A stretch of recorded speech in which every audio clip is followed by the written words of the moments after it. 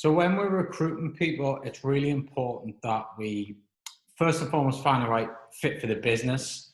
They have to be aligned with the business vision and the business goals. We need to make sure that they can understand instructions clearly and work in their own way, but have an impact on the business. So everything needs to be measured. They need to be not too dependent on everybody. They need to be able to be forward thinkers, do stuff for themselves. And that comes into good recruitment and clear communication. In the recruitment process, you want to be trying to look for people that are going to strengthen your weakest attributes. So what you don't think you're very good at, you should be trying to recruit people that are good at that. So for me, for example, I'm not very patient. So me dealing with guests and tenants is not the best idea.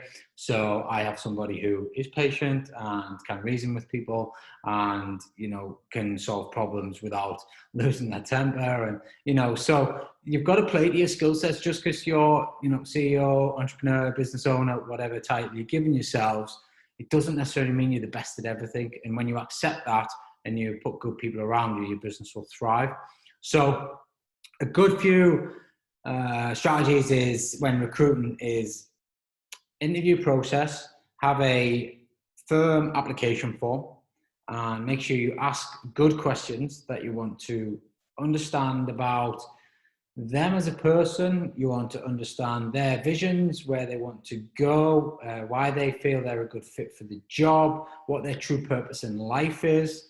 And from the answers to those questions, why they think, you know, they'd be a game changer for your company, and just read into their answers. You're going to get a lot of generic bullshit that you see, you know, time and time again, but, you know, really focus in on what their true purpose in life is. And, you know, that in itself tells you a lot about a character.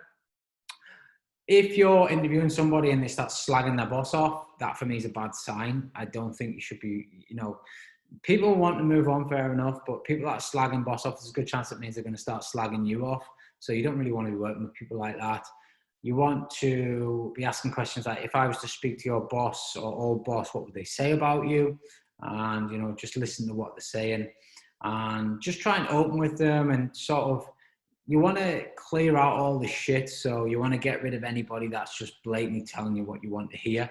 I don't really want that. I want them to tell me what I don't want to hear. You know, I'd rather they open up to me, tell me what their true visions are, tell me what their struggles are, tell me how motivated they are to achieve things, you know, and just dig a bit deeper. And ultimately, I want to see if they can follow instructions. So I might give them a little task. Part of it is in the recruitment. So I might have a form, but at the end of the form, I might say, to get an interview, you must email your life's vision to an email address, Luke Holmes or whatever it might be.